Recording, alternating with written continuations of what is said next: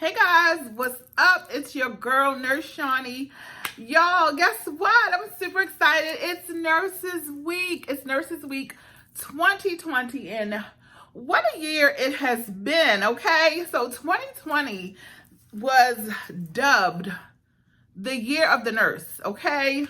Who knew the year of the nurse was going to be like this? Like, who knew that coronavirus was going to just like take over and overshadow everything? Just like corona came in and shut everything down. But we still got to celebrate this illustrious, wonderful, just amazing profession that is nursing. So I will celebrate my 12th year as a nurse this year. And I'm telling you, time flies. Like when you blink, time flies. And so I was sitting here thinking yesterday, like, I should share some stories from nursing school. And so I decided to dedicate this week to sharing stories about when I was in nursing school. It seems like yesterday, but yeah, that was more than 12 years ago because I graduated 12 years ago, but I started nursing school in 2005.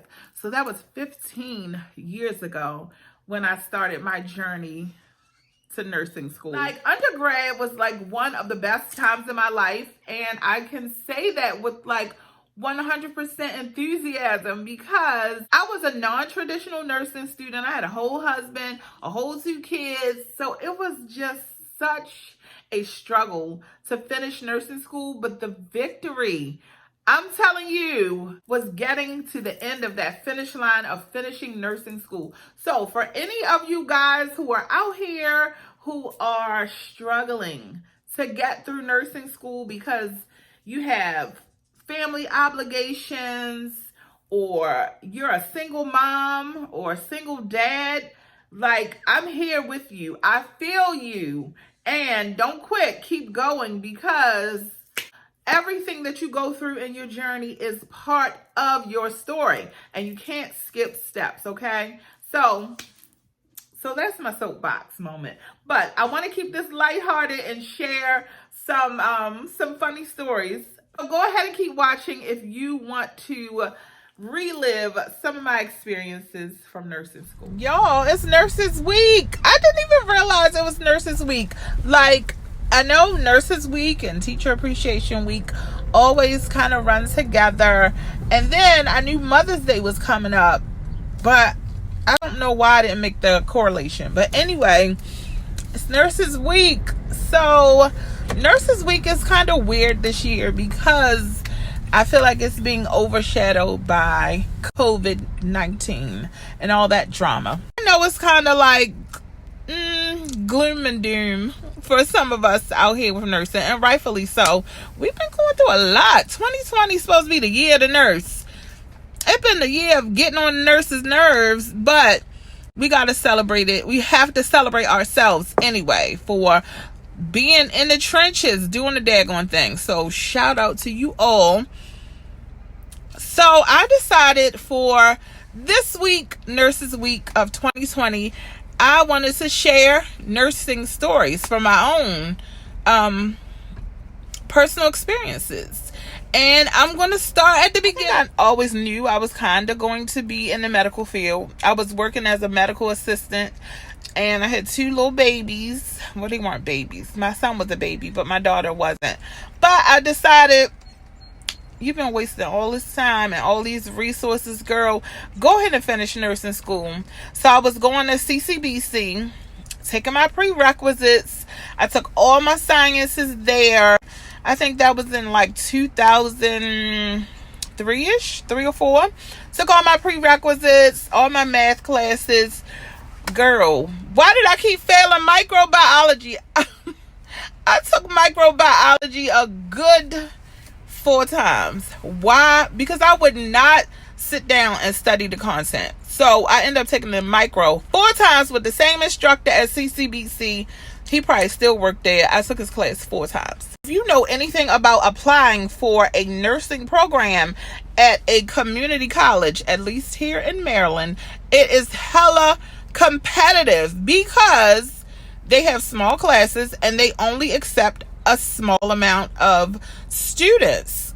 I have been a student at one and I've taught at one.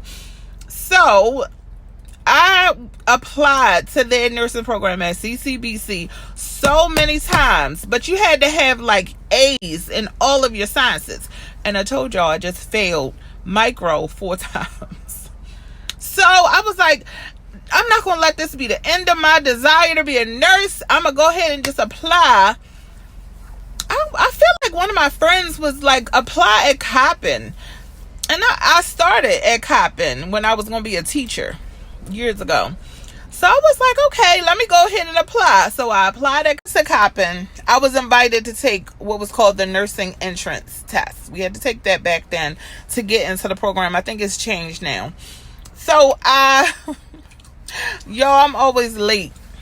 It's a character trait. I've accepted it. My family, my friends, they hate it. I'm going to be late. I'm coming, but I'm going to be late. So I was late for my NET test. So I did not get to take it the first day that I was supposed to take it. And I was beating myself. I rescheduled, and the next time I made sure my ass was on time, okay? So I took the exam, and I must not have done too well on the math portion because I got my acceptance letter. They accepted me with conditions that I complete this math course. So I had to take a math course, I think, my first semester in my nursing program. But I feel like I went through a lot to get to that point because I had applied at CCBC. They wouldn't accept me because my science grades was not that good.